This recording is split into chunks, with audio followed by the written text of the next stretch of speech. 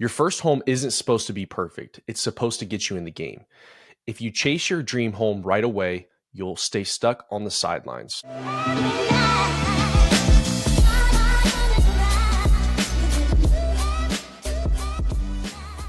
What's going on, everybody? Welcome back to another episode of Closing the Deal. I am your host, Sam Enright, and sitting across from me is my co-host, Zach Dixon. Zach, what is going on this morning? How are you? Oh, fantastic. Cannot complain. Another beautiful Saturday recording here. First Saturday in December, Big Ten Championship Day. Got a lot of juice, so super excited for today and the episode we have going on for the listeners for sure. Yeah, absolutely, man. You bringing that up real quick just makes me want to segue back to our I guess 2 weeks ago episode. Just want to say, guys, if any of you were listening to the pod, I'm going to wear the 3110 because 27.9 is pretty close. So I feel pretty good about that. I'm gonna wear that one as a dub on my part. Absolutely, understandably so. I mean, if you would have put like Vegas odds on the final score, that probably was something like plus 3,000, plus 4,000, somewhere around there. So to be able to be that close in that vicinity, that's a pretty good job for sure. So Yeah.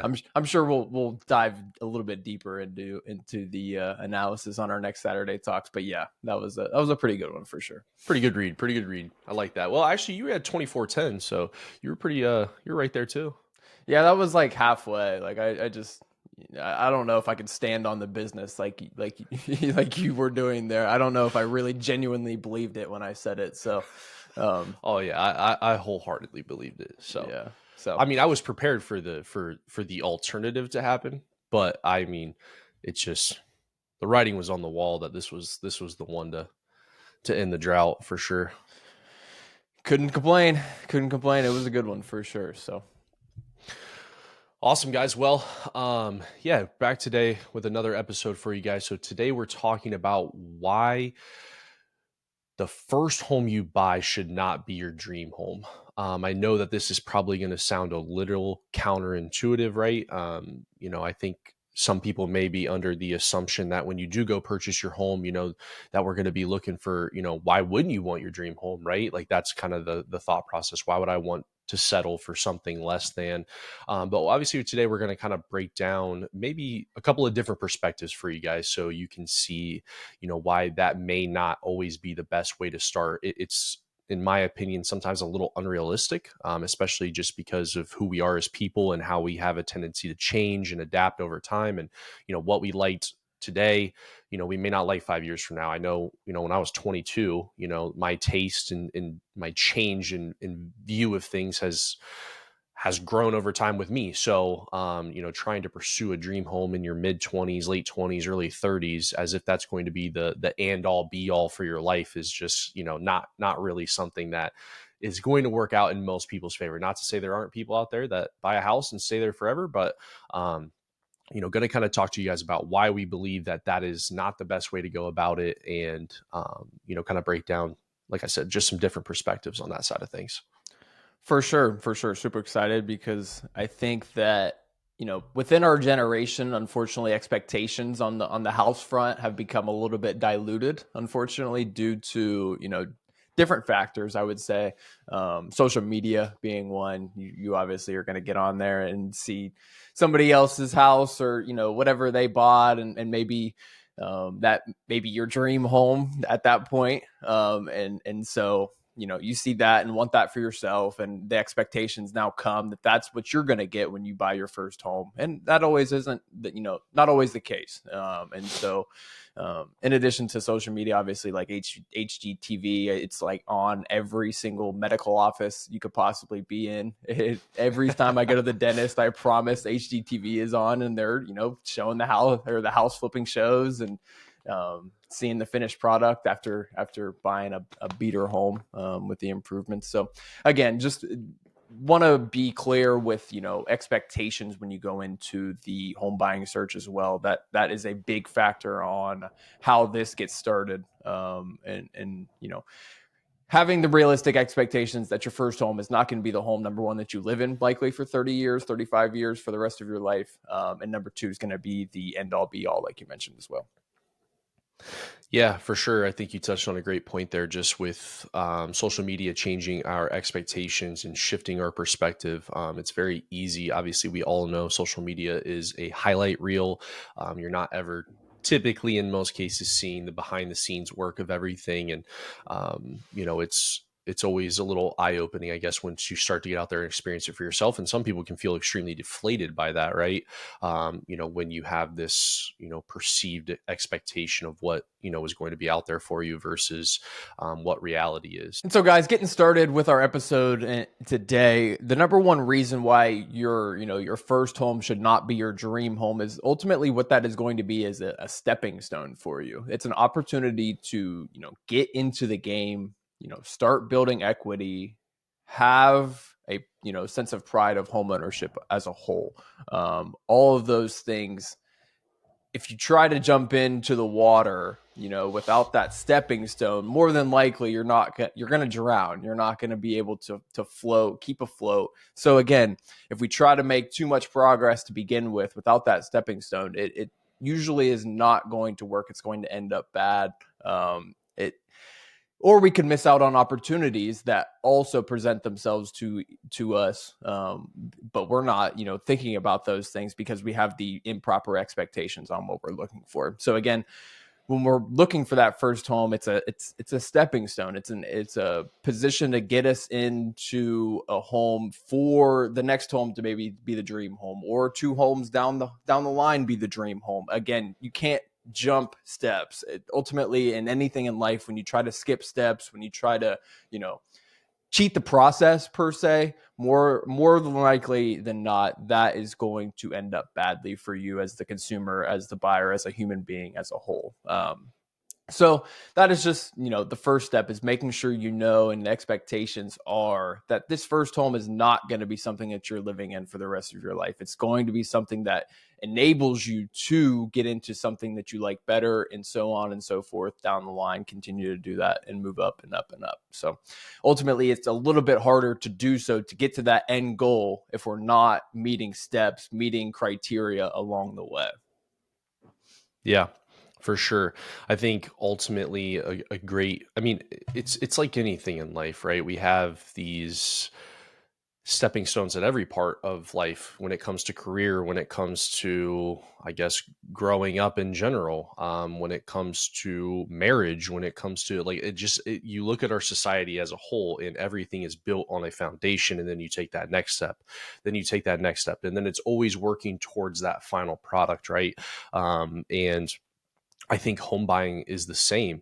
You know, ultimately it's kind of, one of those things. How do you really know, that this is going to be your dream home when you've never even owned a home before? You have no idea what the expectations are. Yes, you can read online and you can hear other people's experiences, which is, powerful stuff, but it doesn't remove the fact that you've never personally experienced it yourself, right? And so getting into a home for the first time, I think, is just eye opening in general, just for everything that, comes along with it. And you never truly know until you're actually living it. So, I think treating it as a stepping stone is very important. And it kind of is going to, I think, alleviate some of that pressure that you put on yourself, that it has to be perfect, that it has to meet all these things, right? When you view something as, hey, this is just the first step, this is not the final product, we're going to get better after this, we're going to keep going from here to here to here. I think that one incites excitement in most people, right? Because we are, we're driven human beings to, wanting to improve, wanting to get better. And, I think it also just alleviates a little bit of like, we have to have this perfect right now, because this is going to be the final one ever. This is the last house we're ever going to own, and that's just, that's a lot of pressure to put on one inanimate object, in my opinion. 100%. And again, waiting for that perfect thing, whatever it is, that perfect home, or in any scenario, waiting for the perfect scenario is going to just not allow you to take advantage of the opportunities that you have in front of you. Those opportunities are just continue to pass you by and pass you by if you're waiting for something absolutely perfect. And in the homes search, on the home side of things, that means missing appreciation, building equity, the tax benefits of everything, and inflation protection as a whole as well.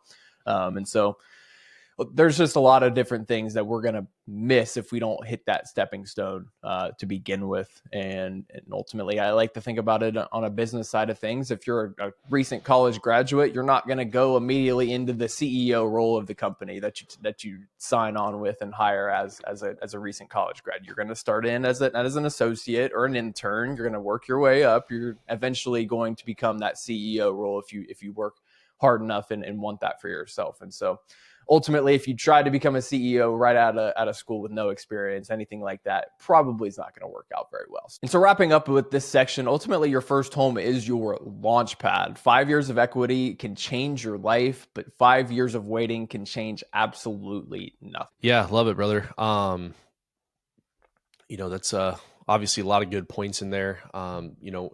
So piggybacking off of that, getting into the next point here, right? The reason number two of why your first home should not be your dream home is perfection delays progress. This is a big one, right? Just kind of how you mentioned in that last little bit right there.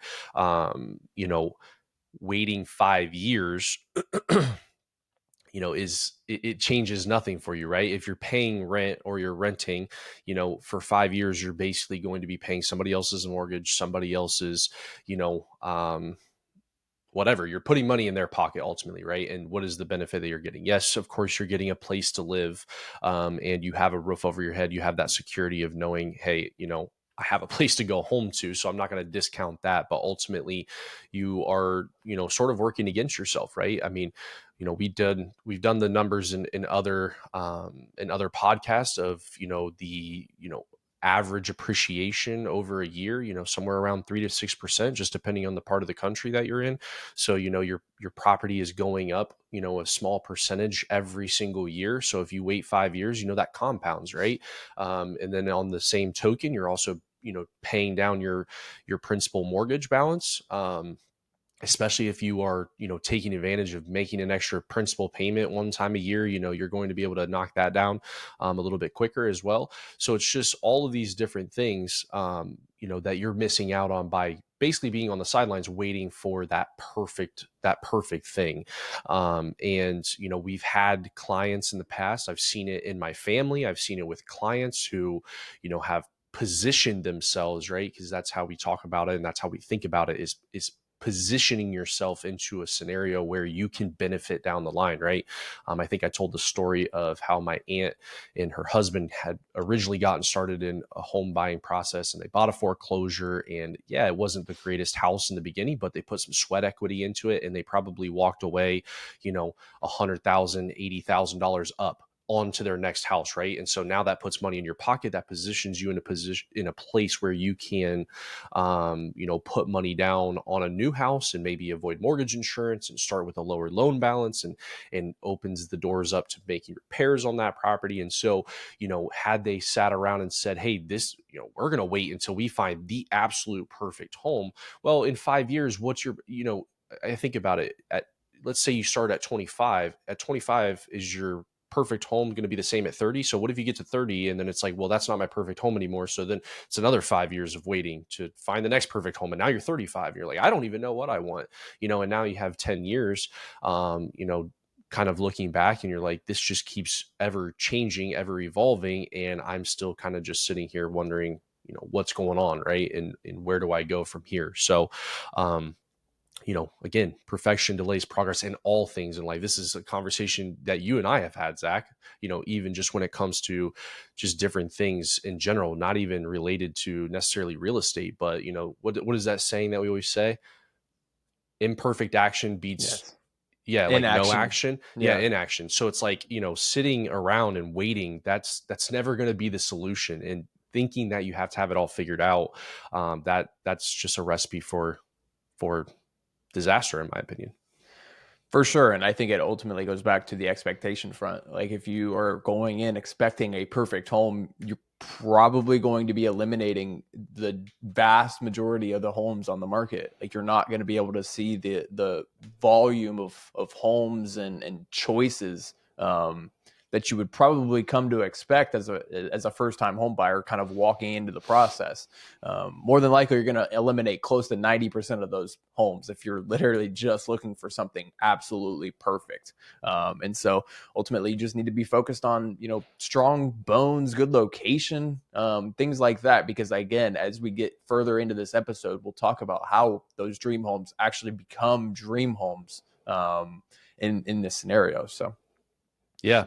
Yeah, for sure. I mean, you think about it and, what it's funny, right? Because you talk about strong bones, you talk about great locations. Like somebody is doing exactly what you could be doing, right? Because a lot of these people, they're sitting around, they're waiting for this perfect house. And I think about these houses, what people consider perfect or they really want right now, because of, I think, just the nature of the rental space. And especially up towards Columbus, everything's brand new. You got these granite countertops, you got stainless steel appliances, everything looks pretty much kind of the same, but it is all nice, upkept. And so it creates this I think feeling of like I need this in a house. And so what are most people doing? They're purchasing homes, what I feel like, that have been in some sort of an investor's hands or something, where they've gone in, they dumped 20, 30, 40 grand into this remodel on this property that was worth, like, let's just say 150. They're turning around, they're selling it for 220, 230. You're coming along and saying, oh, this is perfect. And it's like, but you could have been on the other receiving end of that. You know what I mean? Yes, maybe you don't have the necessary capital to do it in a timeline that an investor can, but over the course of a couple of years you could completely do that to your house, and now you're the guy walking away with 20, 30, 40 extra $1,000, you know just on the stuff that you built, and now you've given somebody that, and you move on to your next thing. And so it's just always funny because it's like somebody's doing what it is that you want to be doing, because all these houses, they didn't just end up this way. You got houses built in 1920 that look brand new. Like, how do you think it got that way? Somebody went in and put the time and effort to make it look that way, and now you've fallen in love with it. And I think it's just sometimes can be a little bit narrow-minded, I guess. you know 100%. I think and that just segues us into our, third reason on why your first home should not be your dream home. It is because dream homes don't start as dream homes. Yeah, ultimately, like you just said, a 1920s house can become a 2025 house with just some sweat equity and some work. And so you don't have to, if you're going in with the expectation that this house has to be perfect soon as we move in, again, like I said, you're going to be eliminating the vast majority of the properties on the market. Now, if you go into the expectation with, I can make any home my dream home, that opens up a lot more opportunities for you to do so, because it can be done. Absolutely. Again, it doesn't always, and like you just mentioned, it doesn't always have to be done within 6 months or done within a year or done within the time of which you're moving in. But again, if you're staying in that home for 5 to 7 years, that's pretty much the average basis on what people are staying in their homes. There is plenty of time, plenty of experience, I guess, as a homeowner that you'll have to be able to do the things that you want in your property. And in my opinion, ultimately that makes you feel a little bit more prouder of your work, a little bit more, have a little bit more pride of being a homeowner when you are actually the one going in and doing these things and making it exactly how you want it. You're also going to reap the benefits on the resale side as well. And so ultimately, I guess it just goes back to the expectation front. So if we're going in with the expectations like the first house has to be perfect, it's going to eliminate a lot of options. But if we can make that house into our dream home, that allows us to have just a lot more opportunities. And in this market, in this, real estate space here in the last 5 to 10 years, the more opportunities that you have, the more successful we'll be with the journey. Yeah. Yep, 100%, man. So I think ultimately, guys, that kind of spearheads us into, the last and final reason that we kind of see. Reason number 4. This is a big one, I think, just even for me. I mean, I think I've fallen victim to this before, and just when you look at homes and whatnot, but cosmetic issues distracting you as a buyer, right? And looking at all the different things and looking at how a home is currently I guess maybe feng shui is the right word, right? You look at it and you're like, this is just not visually appealing.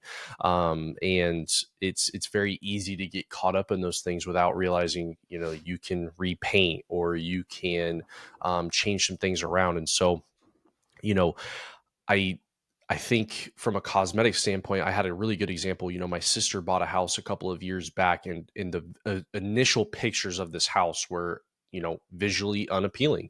There was like these dark green walls. It had like these popcorn ceilings, and it was just, I think the guy was a smoker, so like the ceilings were like yellowish and whatever. And so, but my mom kind of got involved, helped my sister, and we all went over and helped, and it was like we took down the popcorn ceiling, they repainted the walls, they did like this lighter, like a lighter gray kind of neutral color, and it really just brought this space to life. And it was just crazy that it wasn't anything major. They worked on it for probably it was probably a week or two, but just doing some repainting, just doing some stuff on the cabinets and just making everything feel like a little bit lighter, a little bit more homier. And like that, like if I were to show you the before and after pictures, you likely wouldn't even believe that it's the same house. And it's not like we're knocking down walls. We're not doing any of these major reconstruction things.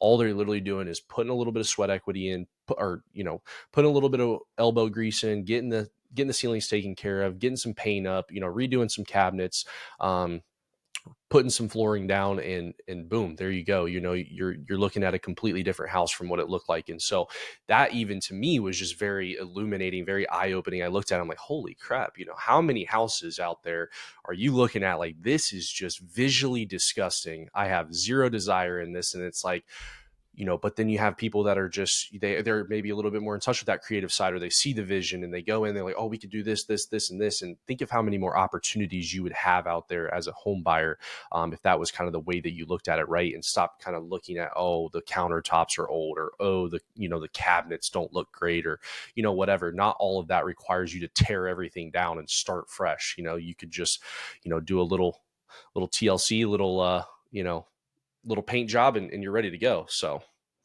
100%, 100%. And I, I honestly, I don't. My house isn't as big of an example as that, but we've done some cosmetic things, and they have been very, very easy to do. And honestly, they've been pretty fun. Like we redid our lower level bathroom. We painted the entire thing. It was this dark blue, hideous color. We brought it into this, light blue, and gave it a lot more light in the room. Hung some shelves and have some decorations in there. It's a completely different room in there. Cameron didn't even want to go in there at all to begin with when we first bought the house, and now she'll definitely use it now. So, and obviously we've painted a few things. We've hung some things, some pictures, some bookshelf.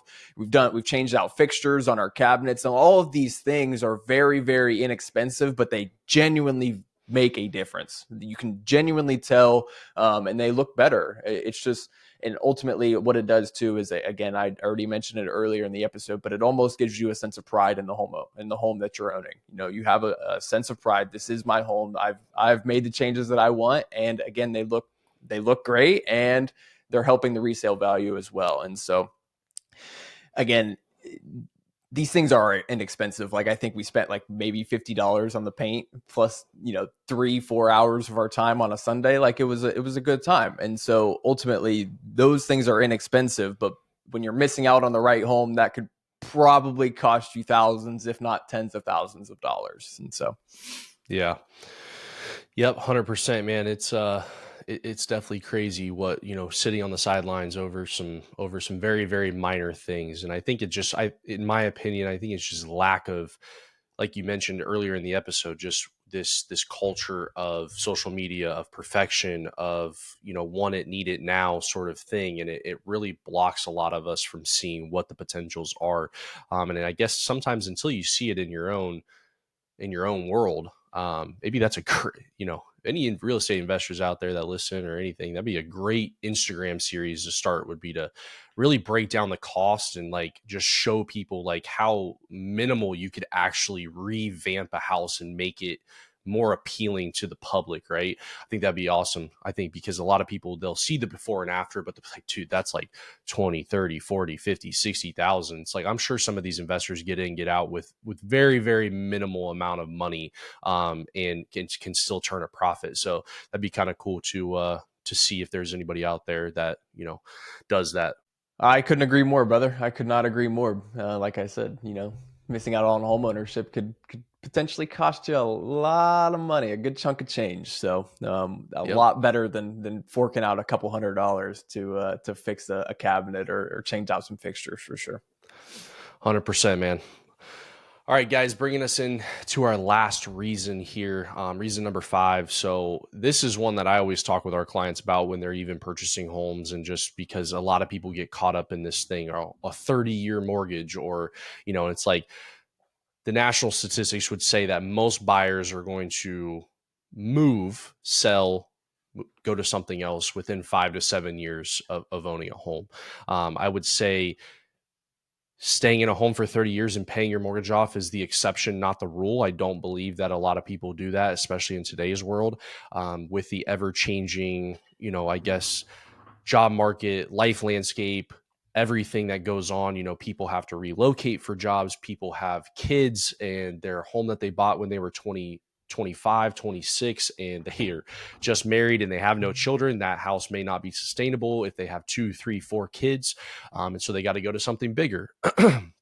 And then obviously, naturally, as time goes on, you need something smaller once your kids, move out. Maybe, that's part of your life, as you get older, maybe you want to downsize, or maybe you want to move to a different state, or all these different things, right? It's very, very uncommon, I would say, for people to sit and stay at the same house for a super long period of their life. So I think we put a lot of pressure on this has to be this, when in reality, if we looked at it on a micro or on a macro scale, right, you could potentially own 5, 6, 7 homes in your entire lifespan if we're looking at a 5 to 7 year window every single time. Excuse me. And it's like, why put all this pressure on yourself to find this perfect thing? Because again, just as we talked about in the beginning, tastes are going to change. Not only taste, but just lifestyle things, needing a different house for whatever the reason might be. Those are factors that are just going to be coming down for most people throughout life. So you gotta you gotta position yourself in a place where, again, you can take advantage of when it is time to move on to that next house, getting yourself into a position of strong equity to where you can maybe forward, that equity into a down payment on the next house, or forward it into making if the house has good structure, good bones, and you see a vision for it, then you can dump part of that money into making it the way that you want. When you're talking about the way your cabinets look, the way your flooring looks, the way everything that you want in the house, to look like, you have the equity to do so from the previous home. So it really does open up a lot of doors. And again, takes pressure off of like, this has to be the one, and we are never moving, because again, in most people's lives, I would say 98% of people, like, that's just not going to be a reality. I couldn't agree more, and it just goes back to the stepping stone, like allowing yourself that stepping stone. You can't skip step 1 to get to step 2. You can't do that. You gotta have step Yeah. 1, step 2, step 3, and so on and so forth. So Yep. 100%, man. Well, that is a little short and sweet episode for you guys there. Thought it would be a good one to share, just because we do see a lot of people that kind of get bogged down in this thinking, this thought process, because it's just, again, not the reality of life in most cases. And so give yourself a break. Give yourself a little bit of pressure off, and don't feel like you have to make the final, this is my dream home decision while you're out looking for your very first home, because everything in your life is going to change as years go on. So yeah, enjoy the process, make it light, make it fun, try to see the vision of what is possible for a lot of these houses out there. And as long as you're, making a strong purchase when it comes to, that structure, all those other cosmetic things can definitely be changed and fixed, and, for a relatively low entry cost as well. for sure, and like you said, it's about progress, like enjoying the process of it all. Like again, you can't skip steps. You can't cheat the process. Ultimately, enjoying that journey, enjoying the, imperfection about it is partly the enjoyment, I think, and ultimately what you're going to get the most satisfaction out of once whenever you end up selling that home or leaving that home, whatever it is, that's the most satisfaction that you're going to get, is kind of going through that process and enjoying it and having the progress about it. So No, 100%. Couldn't agree more, brother. Well, appreciate you guys obviously for tuning in. Hope you guys enjoyed this episode. Hopefully it provided a little bit of a different perspective while you're out there looking for homes. Obviously, if there's anything that we can do to help you guys along with your journey, don't hesitate to reach out to Zach or myself. And always appreciate the love and support on the channels. And yeah, we'll see you guys on the next episode. absolutely, guys. Cheers.